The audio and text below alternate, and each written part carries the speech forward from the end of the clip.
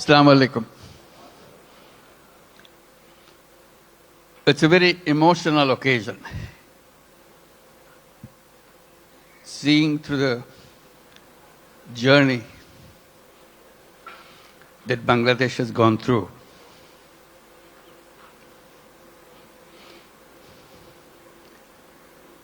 The people who are just presented, they are the heroes of Bangladesh. Let's give another big applause for them.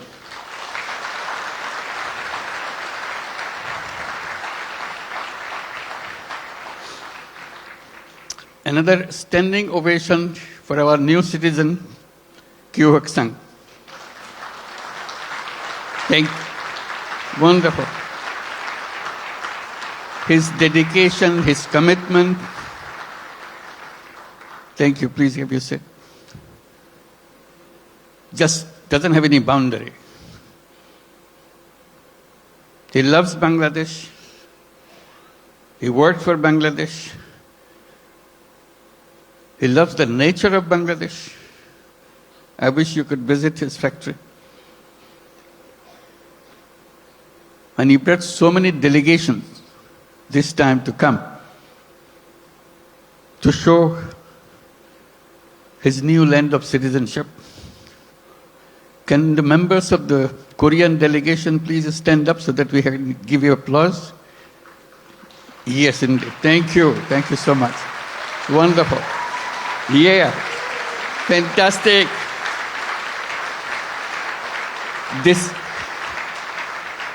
This is your home too.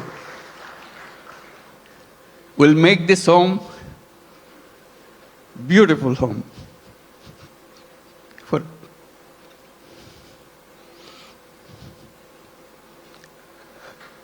Seeing them today, it's a journey that we have made the last 50 plus years. I was just remembering when we became an independent country in 1971. The celebration that we went through and commitment we made for building a new nation. Despite sacrifices of lives for achieving that independence, we rejoiced. We are free. That was 1971. Then came 1974.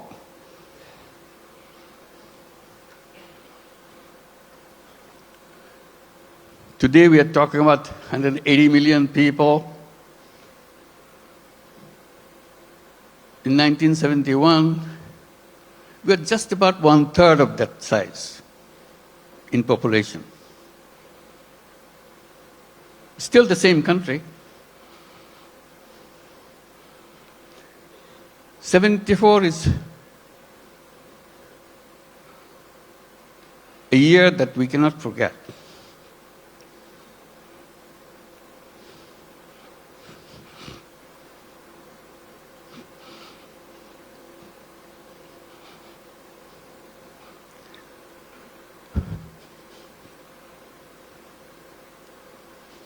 Sorry.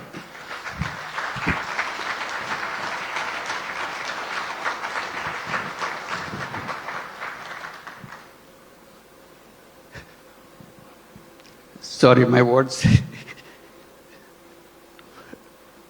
I cannot bring my word.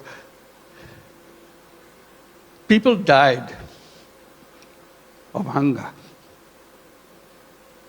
A famine throughout the country.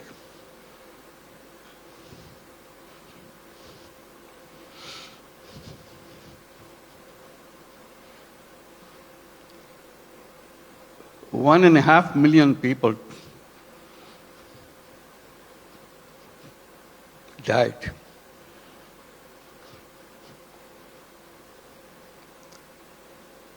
So that was the country we started with.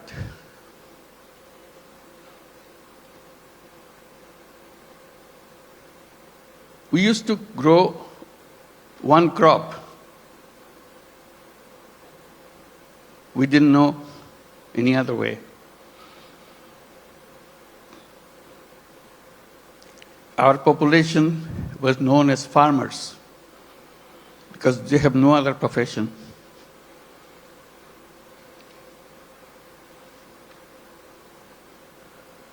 And of them,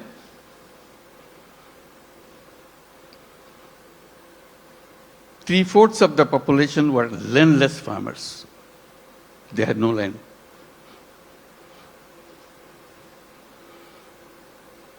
They used to lease in a tiny bit of land from the people who had little bit of land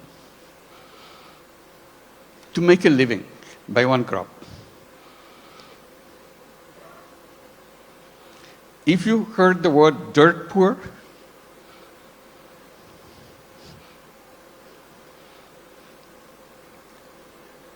that was Bangladesh. Very difficult life. So if you take that journey from 1974 to 2025, it's an amazing journey. Here we're talking about all these big industries and so on, and inviting you from so many countries to set up more industries. We're talking about the big market, talking about the big, intelligent young population.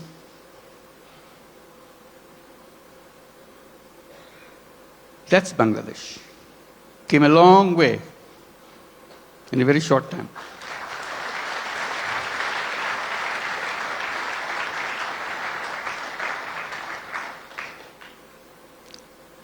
In that famine-ridden country, one little initiative came just to relieve the burden of watching what's going on.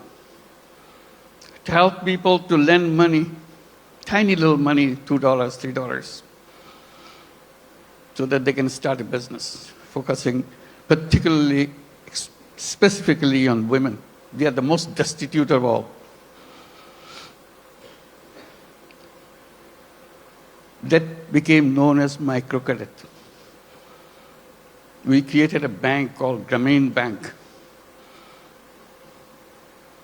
Had no idea what this finally will turn out to be. But it turned out to be a global name.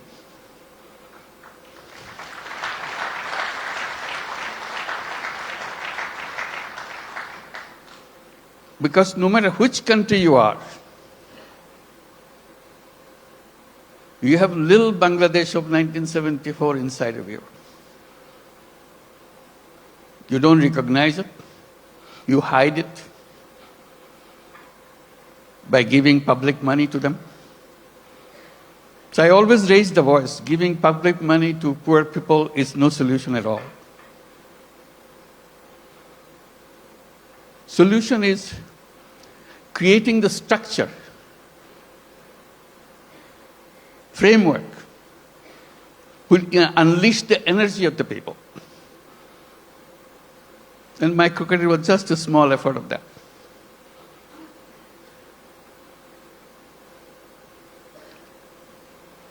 Then a crazy idea came over.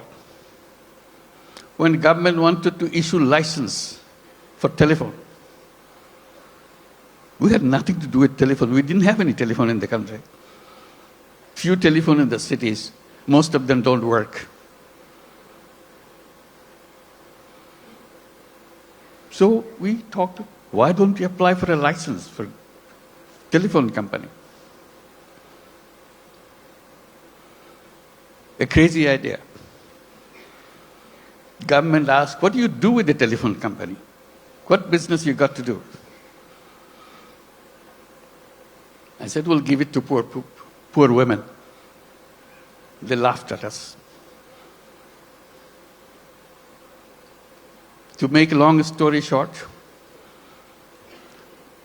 we got the license, called it Grameen phone, because we had the Grameen Bank, Grameen phone.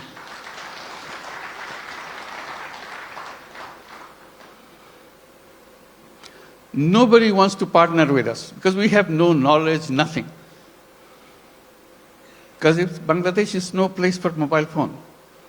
There's no market for mobile phone. Who wants to be partner? So we knock at every door, international doors.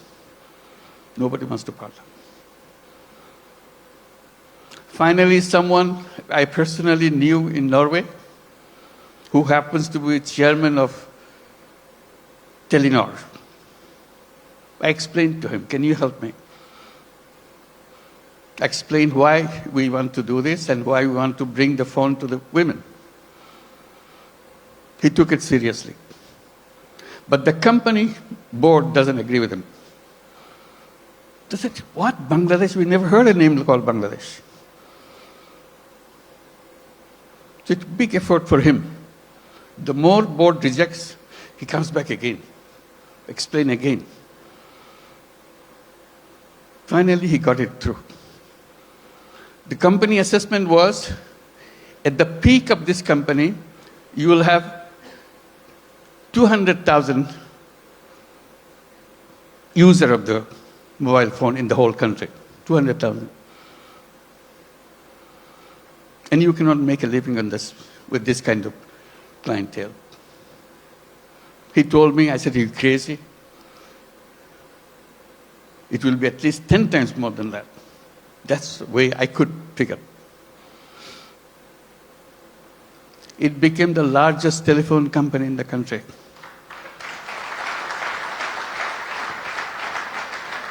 And women were the recipient of those telephone handsets. To turn them into what we call telephone ladies, sell the telephone service of the company. Men cannot apply, men cannot get the phone. Only poor women of Grameen Bank, not all women, only poor women of Grameen Bank can get a phone. Totally illiterate, has nothing to do, doesn't even know what a phone is. We train them. They started selling the service, saying, if you want to make a phone call to your son in the Middle East, in the meantime, Middle East saga began. So people wanted to talk. It became a roaring business. Soon, 100,000 women selling telephone service all over Bangladesh. It became so popular, everybody wanted to have a phone. Changed the whole company. At that time, there are other companies coming up around the world. They were focusing on their cities. The newspapers were covering us, not them. It became well known.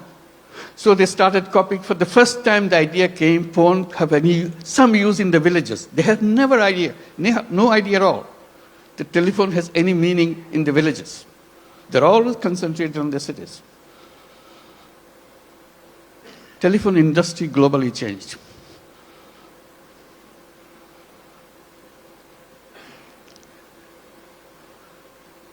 I'm narrating this story a little bit because Bangladesh is a country with crazy ideas to change the world, make things happen.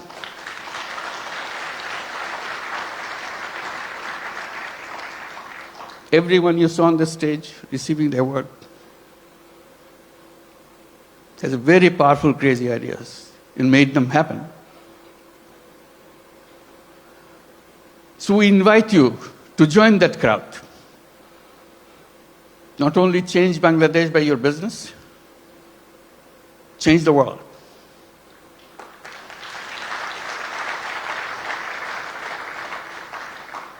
I keep reminding people, Yes, you want to make profit, go ahead, make profit.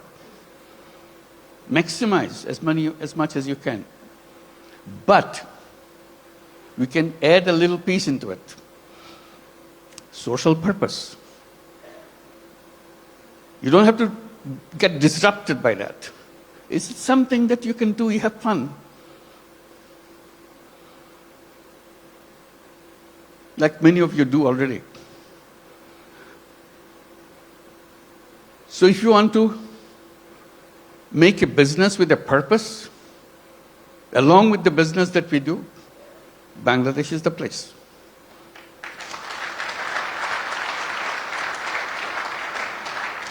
You will not know what your business will be like. Why the whole world is following you. Why suddenly you look back, how did it happen?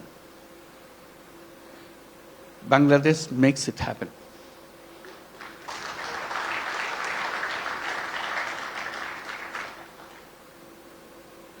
Always people explain how happy you got, you make money, we show the bottom line, fantastic thing. I try to add a little bit to that by saying making money is happiness, definitely, of course. But making other people happy is a super happiness.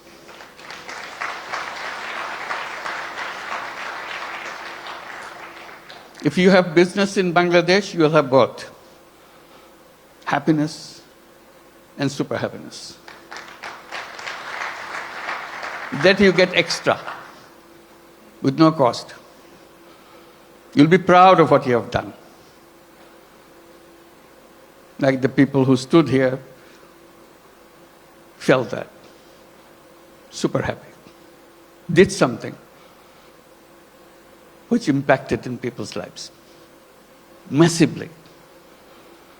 With a country of famine,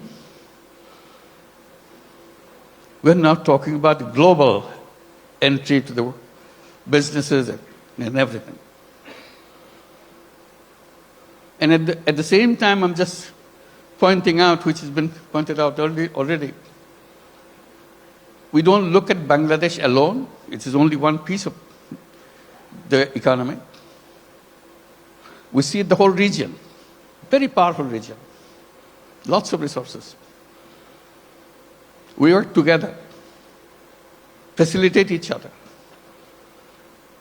It's not the business to grab everything out of you, it's a competition, you grab things. We twist a little bit. You earn money, but earning money together, changing the life of the people together, is a fun, is something that immeasurable. And each of your company can enjoy that super happiness by expanding and reaching out. Reaching out, the impact that you make, you never explored. Just a little opening. That's the magic. Changes the world. They said business is the most powerful mechanism by which you can change the world. But we are trained to focus on some so narrow thing, we miss out the world. We can try opening a little bit. And I emphasize by saying, let's create a new civilization where you're wide, we're open, we embrace the world. I underscore by saying we can create a world of 3 zeros. It can be done with the businesses, not by the government. Government cannot achieve that. That's not the function of the government. It's the function of individuals, human beings. We are human beings. We can change the world. And business gives us a big, powerful tool in our hand. And the new civilization, I say, should be a civilization where there will be no carbon emission. We can do that. That's where the business innovation comes. All we have to do is just pay attention to that side. No carbon emission. It's a self-destructive system if you allow carbon emission to continue. No wealth concentration. It's fun to make money, but wealth concentration is the most dangerous thing to a human being. It will destroy the whole world. And zero unemployment. The young people get excited about it. Because all of you are entrepreneurs, not job seekers. Think like an entrepreneur. Make things happen. And Bangladesh is a place to see that. How suddenly people, we are known as farmers. We're a country of farmers, landless farmers. We didn't have any land, much land, little. Only in the 70s, early 60s maybe, 60s, some crazy young guys from the universities dared to enter into something which is happening in the country because of business interest of other countries, garment industry. They said, why not us? That was the beginning of the garment industry in Bangladesh, those crazy young guys. All the first generation, some of them are already here, came out of that generation. And now moving into the second generation, you heard Nasim, the second generation entrepreneur. That's our history. In 2 generations, second generation is just the beginning. It's still the first generation going on. Topon is here too, I saw him. Where are you? Second generation, I'm sure. So that's the journey of generations. Now, what is the third generation coming up? Are we prepared for that? That's a challenge to all of us. And we talk about second generation, we have to talk third generation a little bigger. Boys and girls. Somehow, in entrepreneurship, in the past, women left out. We have some, but very few. But women are as creative, as entrepreneurial as anybody else.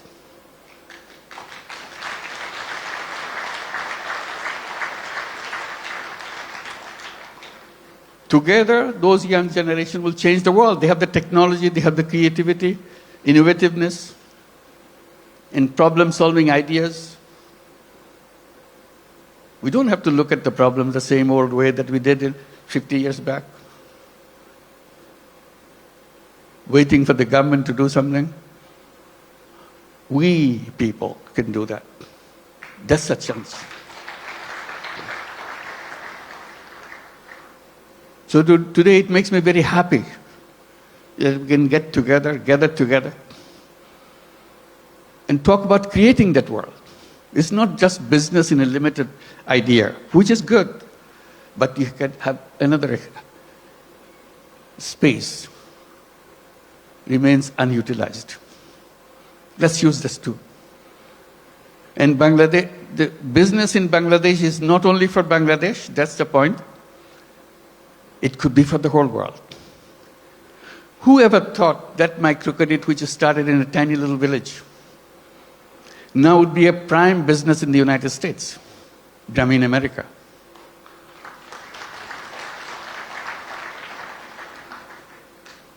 Millions of women take money from Grameen America. Loan size, in the American terms, less than $1,000. Imagine. Needing less than $1,000 in the United States. Such a hassle, such an impossible thing. They get so grateful that somebody gives them. Usually $500, $600. Now the whole Grameen America became annually about $2 billion a year. In the next 4 years, it will be $5 billion a year. It's growing very fast. So little things. In that sense, Bangladesh ground is very fertile. You put a little bit of seed, it becomes global.